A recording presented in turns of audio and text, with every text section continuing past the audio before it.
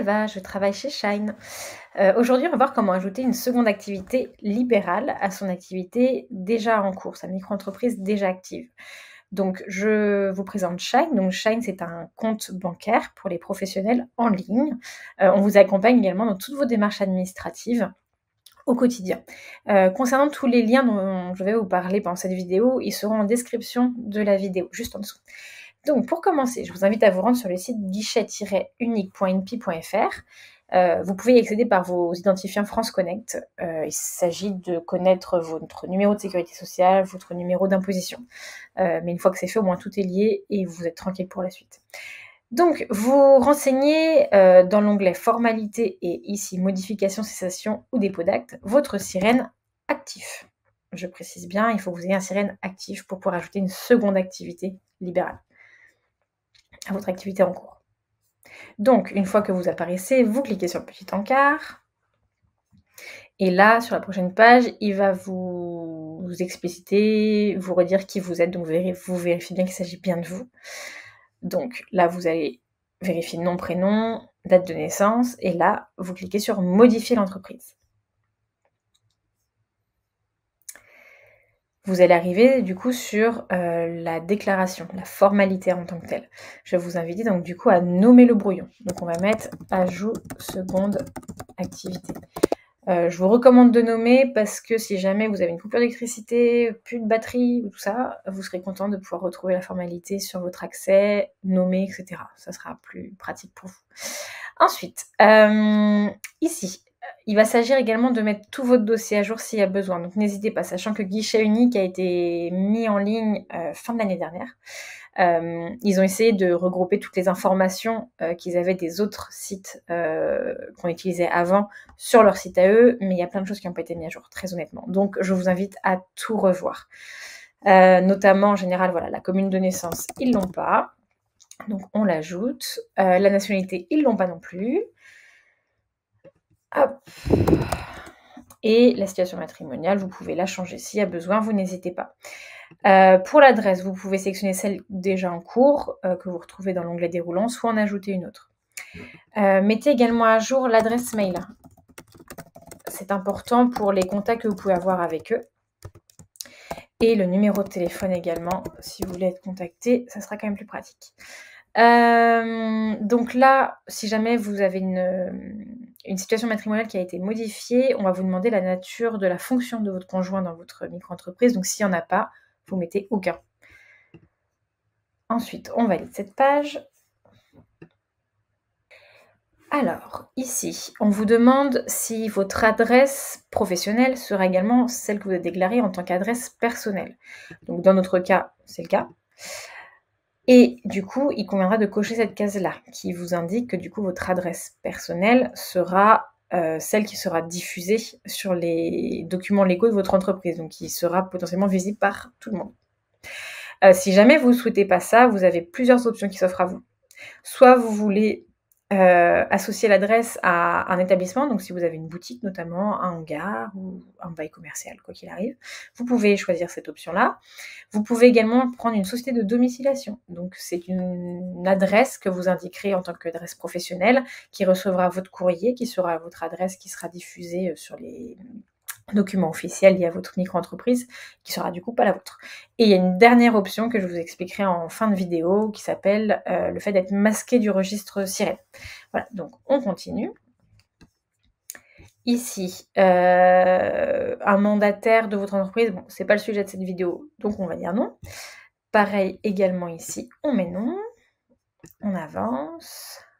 Donc là, les établissements qui restent inchangés, en effet, nous, on veut garder notre activité principale.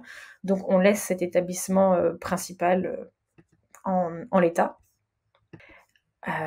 Il faut donc cliquer dessus et vérifier que tout ce que vous avez renseigné en amont est toujours d'actualité. Donc là, il s'agit notamment de l'adresse, du SIRET, etc. Si vous voulez jeter un nom commercial, c'est le moment aussi. On avance. Et donc là, on va ajouter une autre activité libérale. Donc ici, ajouter une activité. On l'ajoute. Donc, c'est bien une adjonction d'activité, on est OK. Est-ce que ça devient votre activité principale? Dans notre cas, non, mais ça peut être votre cas, n'hésitez pas à le mettre. Dans ce cas, c'est le code APE de cette activité-là qui ressortira sur tous vos documents officiels. Les codes APE des autres activités ne ressortiront pas. Donc tout dépend. Si vous avez une activité commerciale, peut-être laissez-la en activité principale, parce que du coup, c'est souvent des codes APE qui peuvent parler aux fournisseurs, aux clients, etc. Voilà. Donc le début d'activité, on va mettre la date d'aujourd'hui. C'est une activité permanente. Alors ça, activité sédentaire ou non, c'est si jamais vous êtes amené à exercer notamment sur des marchés ou en ambulant. Pour l'activité libérale, c'est pas trop le cas en règle générale, mais voilà, il peut exister quand même des activités différentes qui nécessitent d'être ambulant. Donc n'hésitez pas à cocher oui, ça vous impliquera d'avoir une carte d'ambulant, donc de faire d'autres démarches derrière. Donc nous, c'est pas notre cas, et c'est pas une activité agricole. Donc on va devenir développeur web. Informatique. Hop. Et alors, tout se joue ici. Il va être important pour vous de bien catégoriser votre activité. Donc le mieux, c'est vous indiquer activité de service, activité administrative, agent commercial. Et ici, le dernier onglet, vous allez tout en bas, autre activité libérale. Et il faut qu'en effet, ici, vous ayez la confirmation que c'est une activité libérale. Donc il n'y a pas d'organisme de validation, c'est l'INSEE qui validera directement. Dans notre cas, on n'est pas artiste-auteur, pas marin professionnel, et donc c'est bien une création d'activité. Voilà, donc maintenant on a toutes nos activités et on valide. Voilà, donc là on vous demande un nom de domaine internet, si c'est le cas, n'hésitez pas à l'ajouter ici également.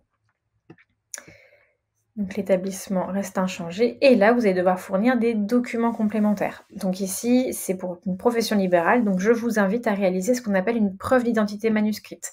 C'est-à-dire que vous prenez votre passeport ou votre carte d'identité recto verso, vous les posez sur une feuille et vous écrivez en dessous « J'atteste sur l'honneur que la copie de cette pièce d'identité est conforme à l'original ». Vous datez, vous mettez le lieu de signature et vous signez tout ça de manière manuelle. Si jamais vous ne pouvez pas avoir la pièce d'identité sur la même page, n'hésitez pas à faire 2 pages, donc une avec le recto, la mention, la signature, et une avec le verso, la mention, la signature. Voilà, c'est très français. Faut pas trop essayer de comprendre. Du coup, vous mettez ici le document, donc preuve d'identité manuscrite. Vous mettez également la copie de votre passeport ou de votre pièce d'identité en cours de validité. Si vous avez un titre de séjour en cours de validité, si jamais il est en cours de renouvellement, n'oubliez pas de joindre le récépissé de déclaration de renouvellement. Résidence secondaire, c'est pas un... Et voilà, c'est tout ce que vous avez à fournir. Donc on valide les pièces jointes. Et ici, alors, la petite astuce dont je vous parlais tout à l'heure, le fait d'être masqué du registre sirène. Si vous ne voulez pas que vos informations personnelles apparaissent sur les sites légaux, il convient de cocher cette case. Donc, vous demandez à ce que vos informations ne puissent pas être ni utilisées ni consultées par un tiers. Par ici, une petite case qui doit attirer votre attention, c'est vous consentez ou non à la mise à disposition des données personnelles des fins de prospection.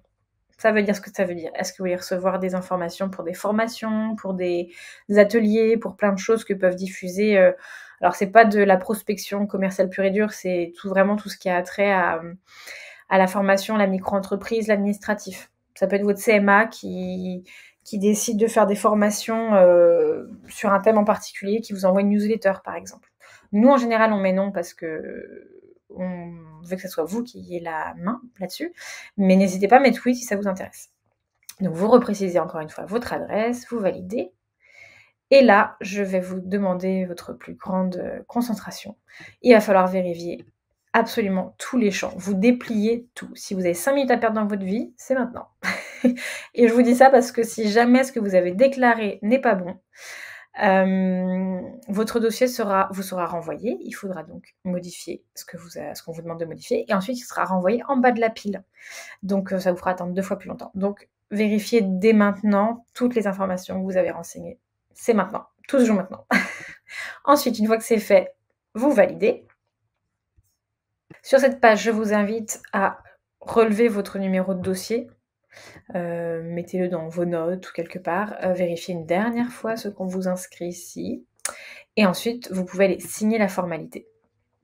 En signant cette formalité, Je vous invite à télécharger la synthèse à ce niveau-là. C'est celle-ci qui fera foi et pas celle sur la page d'avant.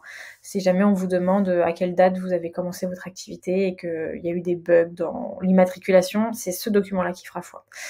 Anciennement, c'était appelé le P2, P4. Donc voilà, juste pour les anciens qui savent, c'est ce document-là.